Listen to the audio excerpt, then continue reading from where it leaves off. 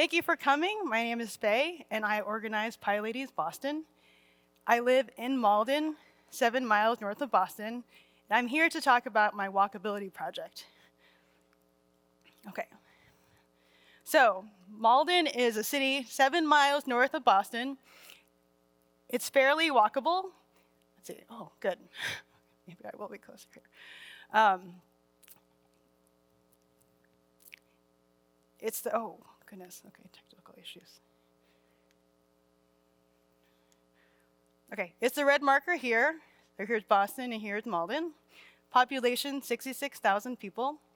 To give you a fuller picture, Malden is very diverse. In it, over 60 languages are spoken, 40% of people are born outside of the US, and 25% are people who are Asian. So there's lots of great food and lots of bubble tea. It is also home of the Converse rubber shoe company, and also was featured in the book The Cell by Stephen King, where people literally turn into zombies by using their cell phones. So Malden has 2 T stops. The T is the MBTA, and the orange line here. Oh my gosh, sorry, I'm having technical difficulties. Malden's here on the orange line. There is a commuter rail, that's the purple. There are bus connections. It's fairly walkable.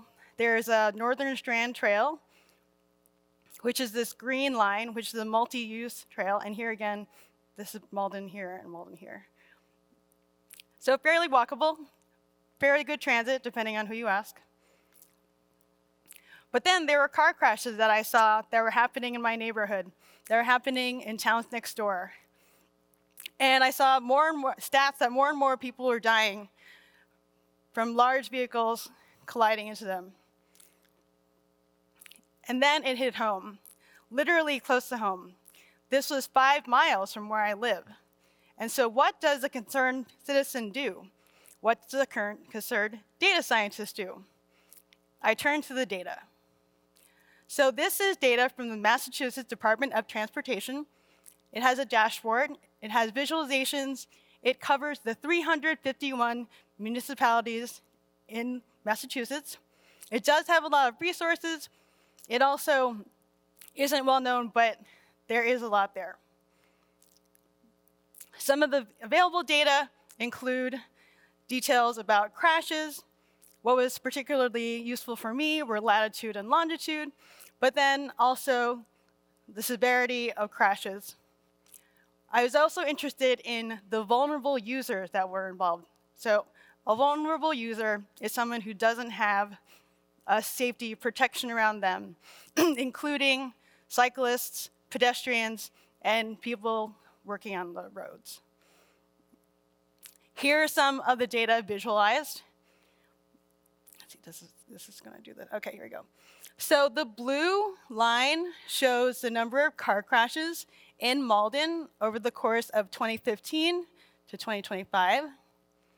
Then, a little bit more close up, you can see the red are pedestrians involved in these crashes, and orange with the triangles are those with cyclists. And below, the fatalities from year to year.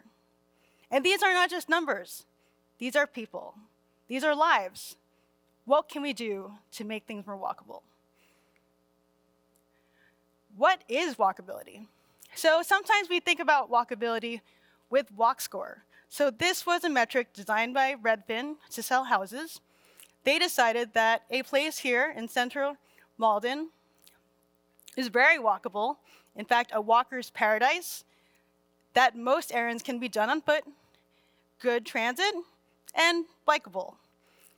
But walk score is developed by distance to amenities, businesses, restaurants, and other things. What if we need to think about something else? The reality of this intersection, this is the Immigrant Learning Center, and the main street goes through. is that this is a really complicated intersection with very strange light timings for traffic lights. And it actually falls within this crash cluster, one of the top 5 crash clusters, according to MassDOT. So this is a visualization that you can pull right from the site. So when we talk about walkability, it's not just how close we are to things, but how safe things are, and we can look at car crash count as a way of looking at that. So what I did, I combined these 2 data sets, and I made an app called Move On Safely Everyone, MOSEY. And what you can do, what you can do is you can enter an address, and this is the Immigrant Learning Center right here. And you can look at the car crash count from the last 5 years. So this is what this box is search radius. And sometimes car crashes are geolocated by intersection, so they're plotted like right on top of one another. So even looking at the picture is deceiving. So we look at this car crash count, and we can look at this walk score and think together, what might walkability actually look like? So I built this in Streamlit, and then I used OpenStreetMap for the visualization and the walk score API. Okay. Looking back at our fatal car crash from 2023, context matters. Here's that same search radius, looking at car crashes in blue, car crashes with those with pedestrians in red, and this location, there's a post office, there's a YMCA, there's a park, the pool, senior housing, and the food bank to the west. On the right, you have daycare, you have an early learning center. The woman who was struck was standing on the sidewalk. She wasn't even crossing the street when an SUV took her life. So, up to this, I was coding by myself. And I'm lucky that I found like-minded people, and I joined Malden Safe Streets. So now, coding by myself has been some more data analyzation in the context of my community. One of the first things we did was advocate for a new multi-use trail going into downtown Boston, downtown Malden. And so here we have the blue, the Northern Strand Community Trail, which is a multi-use trail. You can walk, you can bike, it's protected, and it's not just a bike lane because actually 2/3 of the usage are pedestrians. And you choose it because it's a safe place to walk. There's a proposed trail that connects the Strand Trail to downtown Malden. And red circles are for collisions with pedestrians, orange collisions with cyclists. The other crashes I did not visualize here. But imagine if you see all the red and orange dots along Main Street, it moved 1 block to the west in a protected multi-use trail. Imagine people feeling more safe walking downtown. This has gone through many revisions. It has ended up that, unfortunately, this connection has been revised a bit, which is unfortunate because this actually ends up being quite an unsafe place. But we've been working with the city. We go to city meetings, and luckily this project is moving forward. I've also learned to use other packages. This one here, I learned a bit more about GeoPandas and Shapely because I noticed that there were some data points that were called Malden, but they were out in the border, not within the shape of Malden. So I've gotten a bit more into GeoPandas and Shapely, and then trying to understand how do I even put roads onto all these. So this is data from 2023. This is our fatal car crash we've been talking about. This is the set of car crashes for 1 year alone. And this is 5 years. And this is underreporting because they're getting plotted on top of each other because they're geolocated at the intersection. Another way to look at this, because we have this limitation of plotting on top of one another, looking at some heat maps, and then working with the city and talking about how we can look at these hotspots to make improvements for our city. Part of malls and state streets, we've collected our own data, which is really exciting. And so these lines represent how the walk audit has gone. So the walk audit includes questions about the sidewalk condition, how wide it is, can a wheelchair get across it, how continuous is it, are there driveways? And another set of questions, how easy is it to cross the street? Is there a curb cut to get across the street? Is there a signal? Does the signal actually give you enough time to cross the street? And then another set of questions about potentially bike lanes and other improvements. This particular visualization answers the question, overall, how walkable do you think this is? And so we have in the dark green, great, and then acceptable, mixed, and poor.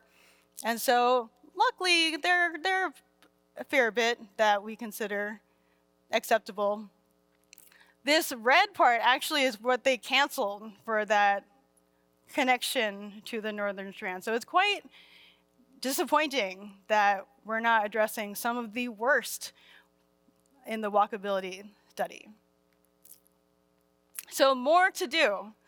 It turns out, looking at some of the car crash counts, some of them have been a bit low, and because they're just missing from the MassDOT car crash portal. So instead, we can turn to scanned PDF police reports, but that's a bit challenging. We're also adding more walk audits. We're having walk audits on more streets. And then I'm hoping to look at those categorizations of the types of questions we have about the sidewalk condition, the crossing condition. I want to add some more of the crashes to this visualization because I think it's really powerful to combine different sources of data together. And then I also want to see, where does Malden sit within Massachusetts, within the United States? I also want to look at some before and after. Context matters. Looking at these dots on the page needs more context to understand. So here's a rotary. You see, like, there's just this stuff in the road, this little oval. And in 2019, they were planning to get rid of it. And you can see the data from 2018 to 2020. There were 47 car crashes. Again, they are plotted on top of each other. Finding the right visualization has also been work. And then in 2020, they changed it to this signal. Here's a photo from last summer. And so you can see there is obstruction here, and there is a signal here. And I always thought it was really confusing because with the rotary, everybody's deciding when to go when. And with the lights, people are hopefully more following the lights. So we have this improvement from 47 car crashes in 2 years to 22 crashes in 2 years. So I want to keep looking at these improvements to see, are the things we are changing actually helping, actually making things more walkable? I mentioned the reading of the PDF scan. So I had Claude run through a couple of these packages. Claude told me, these are scanned images, not text layer PDFs. Why don't you pay me some money so I can run through here to read all the data? So I'm not really sure how this will go. But apparently, all the October files will cost me under $5. In thinking about national stats, one of the reasons I was interested in this is that I was hearing that there was this increase starting from the pandemic, but noticing in 1980, pedestrian deaths were quite high. It decreased and then increased even starting in like 2010. This data comes from the Governor's Highway Association. One thing it could be is that people started driving a lot of SUVs. They also started having lots of iPhones around 2010. But we're noticing that car crashes involving regular cars are in the lower level than those that are quite large. It's hard to survive a car crash with an SUV or a light truck. We're also noticing that nationally, many of these car crashes are happening with older folks at nighttime. And so again, trying to see how Malden fits in the US context and in the Massachusetts context. So if you're interested in this, there are many sets of data and in transportation in many states. And what I really liked was finding this list by state of car crash data. And it's neat that they say how often it is updated, what is available, if you can request it, if you can download it. So if you feel moved, find your state and check out the data. And even outside of transit, there's great resources in Analyze Boston, Open Data DC, and in New York City. Data for housing, data for energy, climate. So I invite you to check those out. I am grateful to be part of Malden Safe Streets and Bike to See. These are groups that really power our community to think about walkability, bikeability, and safety for everybody. Okay, so you can check out the app if you scan the QR code. My app is here. The code is in my repository. Connect with me on LinkedIn. And join me so we can move on safely, everyone.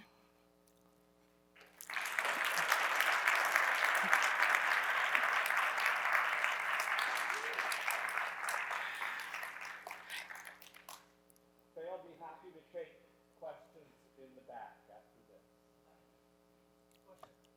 Okay. Oh, Did you take animal accidents also?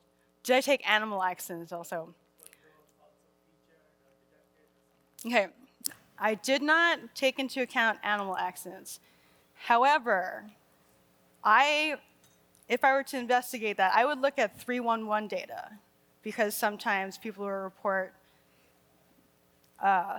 animals that they will see. So I did not, but that is one way to address that.